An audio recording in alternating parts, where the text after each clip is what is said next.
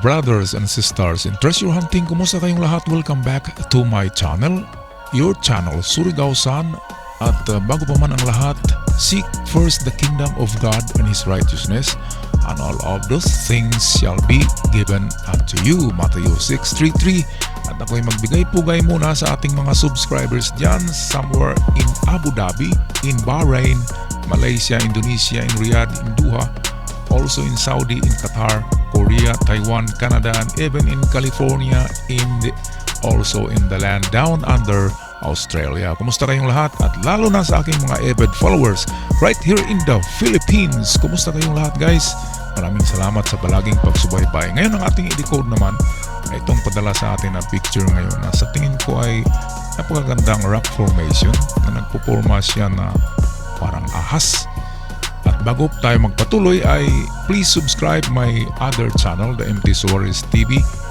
At ako'y magpaalala sa inyo na huwag i-skip ang mga advertisement na makikita nyo na biglang mag-pop up dyan sa ating screens, kasi dyan tayo kukuha ng papremyo ng ating second raffle that will be on February 14, Valentine's Day next month. Yan ay 3 linggo na lang, umpisa ngayon. Kaya sali na guys sa ating raffle. All you have to do is, of course, always make a comment and then share our video and subscribe also that MT Suarez TV.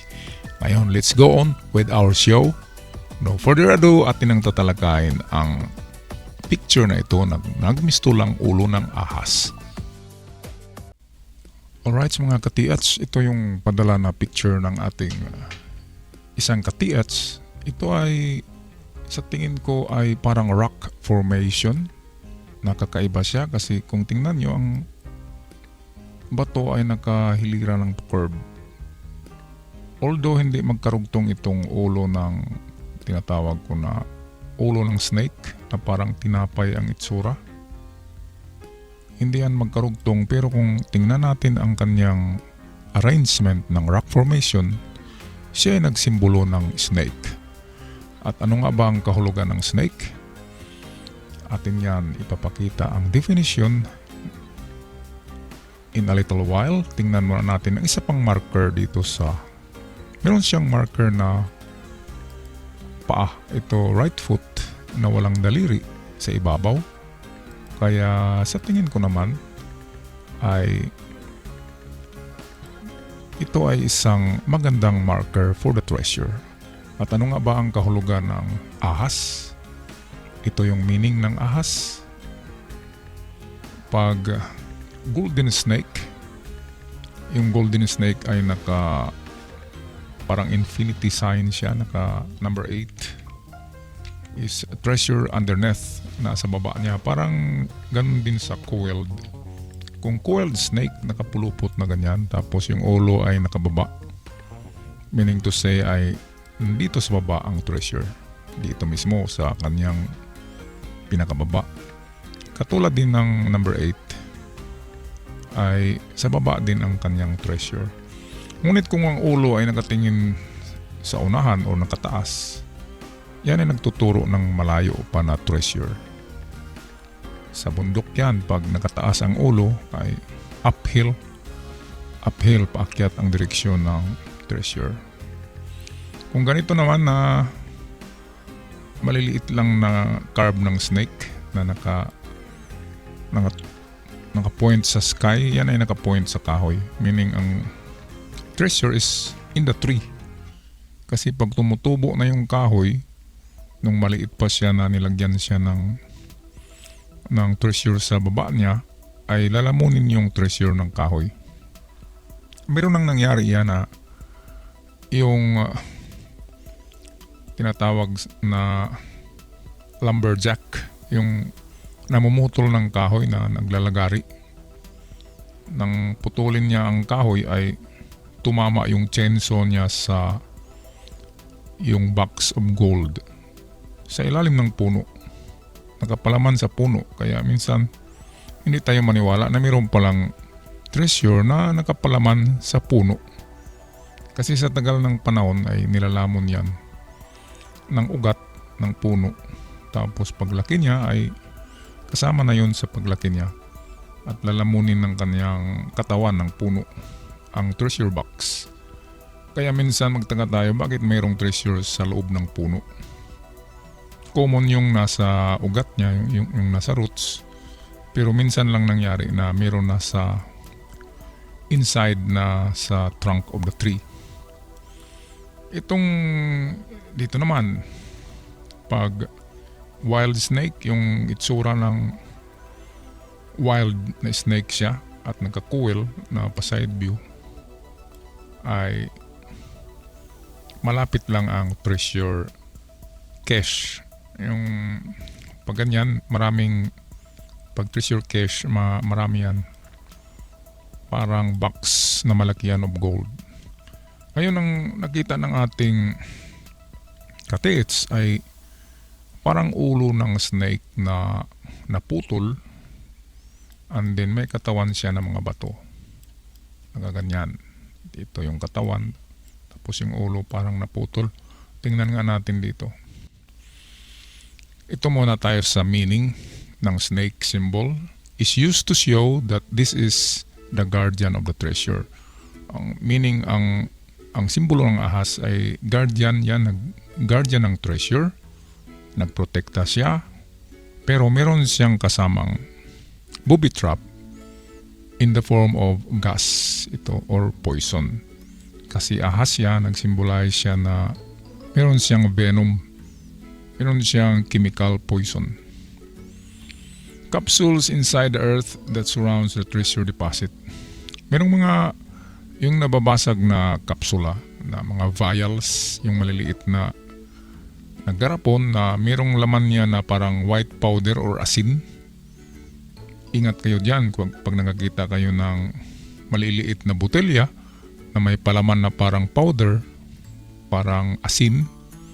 Ingat kayo, yan ay poisonous chemicals.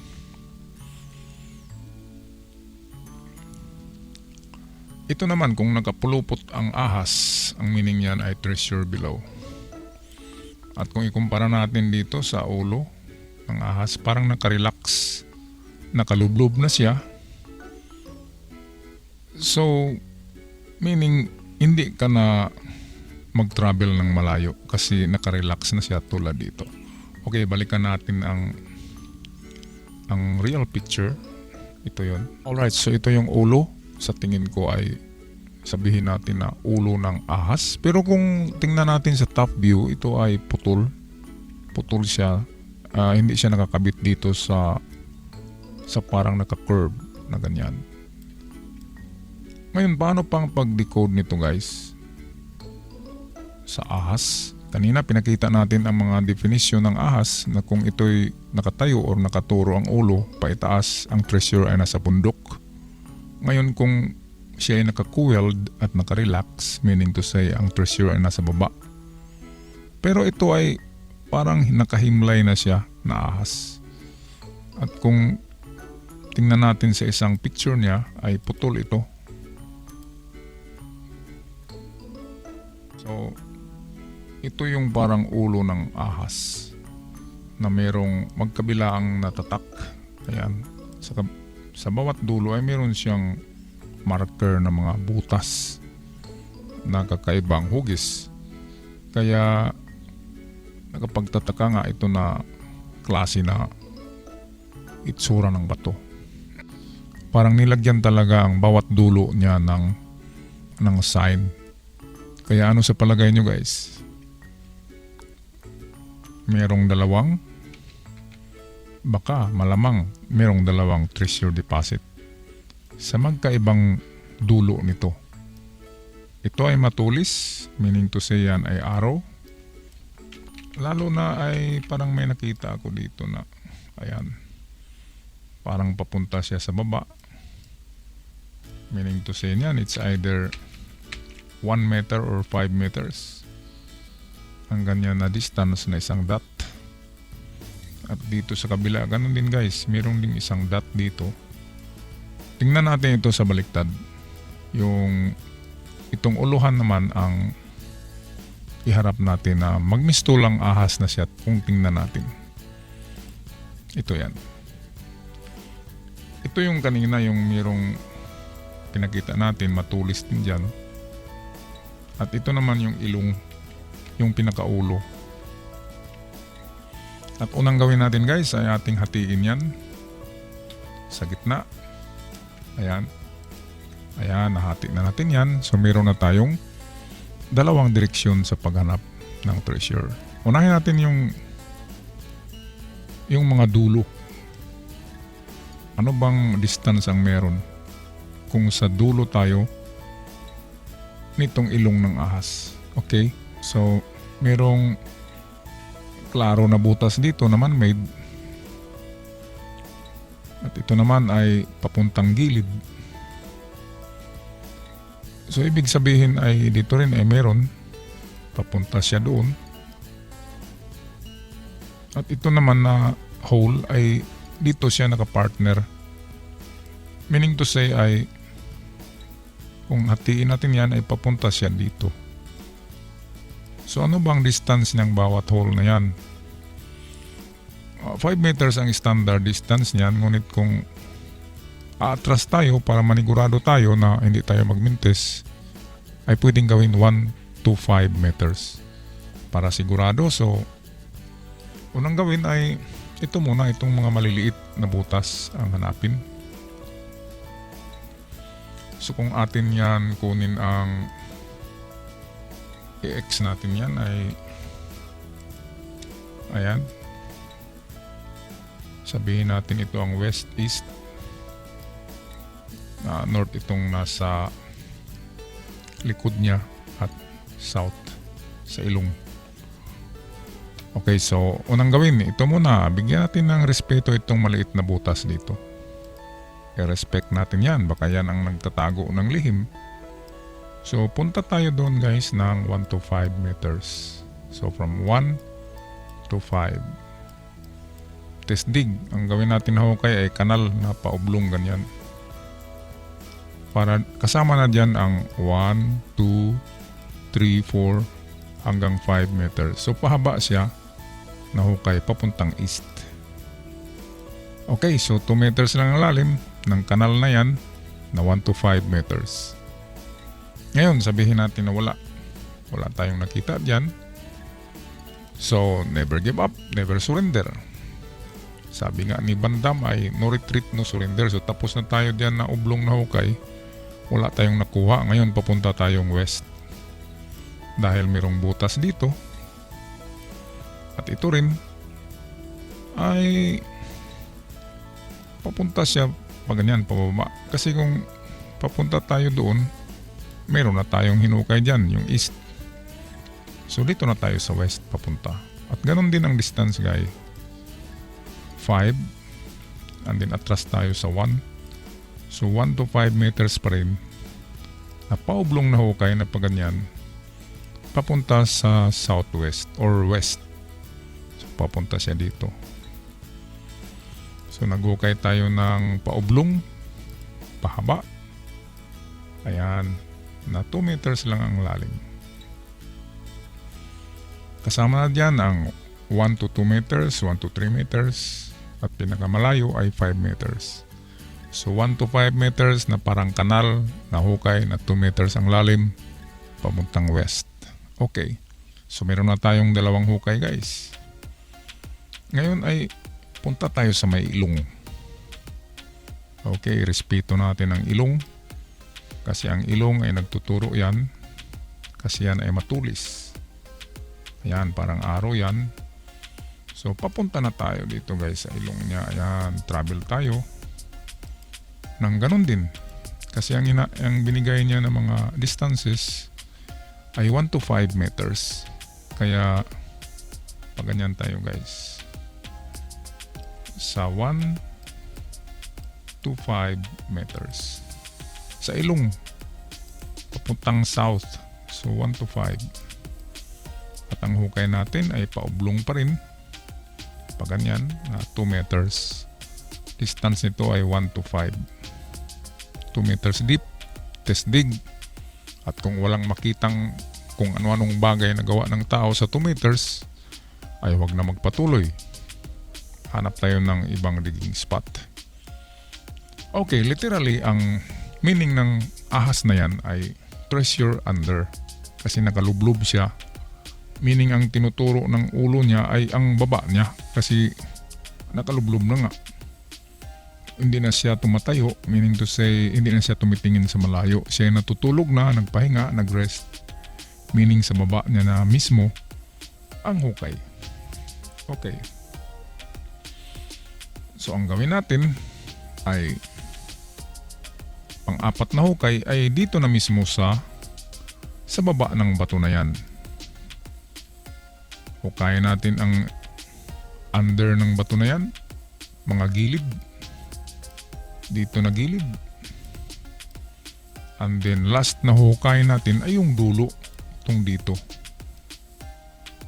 Ayan, kasi kung i-drawing natin yan guys ng pa-side view, ito yung ulo ng ahas ito. And then ito yung balikatawan niya na nagka-carve. Nakaganyan siya, naka-carve papuntang bundok. Kung nakita nyo guys itong kulayan natin ng blue, di ba meron siyang ito pagitan? Meron siyang pagitan dyan. Ayan. Between sa katawan niya at sa kanyang putol na ulo. At ang pagitan na yan, of course, kung tayo ang magbaon, di ba? Magandang pagtaguan yan ng treasure, itong pagitan, kasi pagitan talaga. At kung hukayin mo yan ay, kung magbaon ka diyan ay safety talaga. Kasi nasa pagitan siya ng dalawang bato. Ito yung ulo at ito yung katawan. Ito yun, ang katawan niya ito. At putol yan dyan, tapos ito rin ang ulo niya at hindi yan nakakabit. At meron siyang pagitan, ito, kulayan natin. Ang pagitan niya sa estimate ko ay nasa 2 meters. Ito yung gap, yung kaputol na area, which is pwede kang maghukay dyan. Kasi di ba matulis yung likod ng ulo? Matulis siya, para kasi siyang tinapay, nakaganyan siya. Itong dito matulis, ito yung ilong niya. Kaya magandang pagtaguan yung likod, yung batok ng ahas. Kung tayo ang magtago ay maganda dito kasi safety ang treasure dyan. Kaya sa side view, ito yan na area which is pagitan ng ulo. Ito yung ulo at ito yung katawan na nakahiliran ng mga bato. So kuha nyo ba guys? So dito naman ang pang-apat na tinahukay, which is 2 meters pa rin ang lalim. Ayan. So maganda, di ba? Ngayon, kung wala pa rin, kasi ang pag-decode ng treasure ay talagang mayroong 100 ways to decode a treasure marker. Kaya kahit 3 paraan ay hindi pa rin yan sigurado na makukuha sa 3 paraan. Pero ang binibigay ko ay mga palaging 3 paraan, ganyan. Kasi pag isang paraan lang tayo, sayang. Kung iwanan natin ang treasure site kasi naniwala tayo doon sa ibang nag-decode na eksakto yung kanyang decoding. So, surrender ka agad tayo, di ba?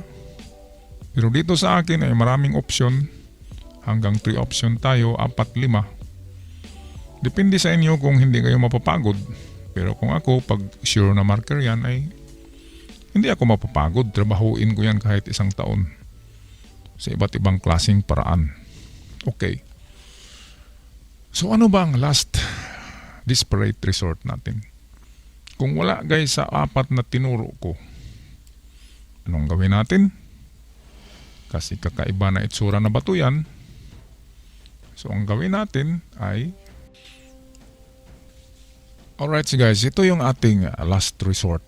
Kung hindi natin nakuha kanina, example ay hindi natin nakuha yung item. Kanina ay nilagyan natin ito ng cardinal directions.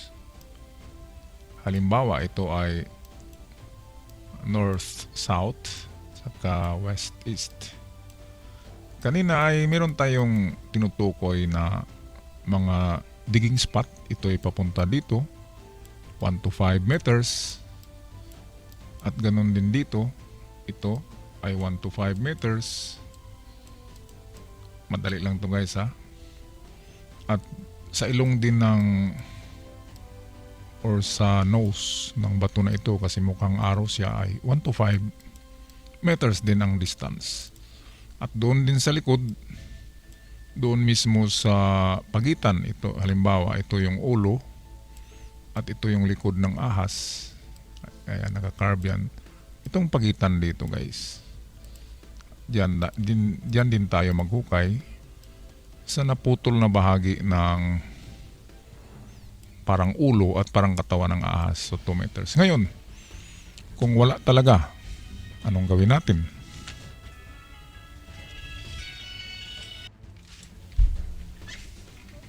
Assuming na wala talaga guys, hindi natin natagpuan sa 5 hukay natin, hindi natin natagpuan, ay of course dito na tayo kay kay hammer. Itong maso kung tatawagin, martilyo, malaking martilyo, ay pukpukin natin ang mga gilid niyan, ganyan, likod, lahat ng gilid at saka ibabaw. At kung mayroong ibang klaseng tunog na hindi sulit, kaya practicein nyo guys pagpukpok ang bato na sulit saka yung bato na may butas. Kung ano ang tunog, i-memorize nyo yung klase ng tunog ng hollow rock saka solid rock. At kung may matagpuan kayo na parte dyan na tumutunog na parang hollow, meaning to say there is a hidden chamber, merong nakatago dyan o nakasuksok na nilagyan lang ng semento ang butas para hindi mahalata. Over time ay lulumutin siya at parang original stone na rin ang kulay niya. Kaya hindi natin mahalata na yun pala ay semento lamang na nakatakip sa butas kung saan tinatago yung kunting halaga ng gold. Kasi pag treasure enclosed in the rock, pinakamalaki na diyan ang 2 bareta. Isang bareta at isang box ng jewelries lamang ang nandyan. Hindi yung kahon-kahon ng gold bars na kung ano. Yan ang iniisip natin na kung makakita tayo ng Yamashita treasure ay kahon-kahon kaagad na box of gold. Hindi ganyan. Kasi yung mga general lamang at emperor ang may-ari ng mga gold bars na tinutunaw, at karamihan doon ay mga alahas pa hindi natunaw. Yun ang tinatago ng mga lower ranking official ng Japanese Imperial Army. Okay guys, so long. Maraming salamat sa panonood. Sana may napulot kayo na kunting kaalaman dito sa ating treasure decoding sa aking channel. Ako'y magpaalam na. Don't stop chasing for your golden dreams. Ciao for now. Thought that you should know that you're my favorite entertainer. I watch you and love it and fuck with you. Don't you play me for a fool. In this game I own the rules. You're my favorite entertainer. I watch you and love it with fake it too. Don't you play me for a fool. I'ma show you a thing or two.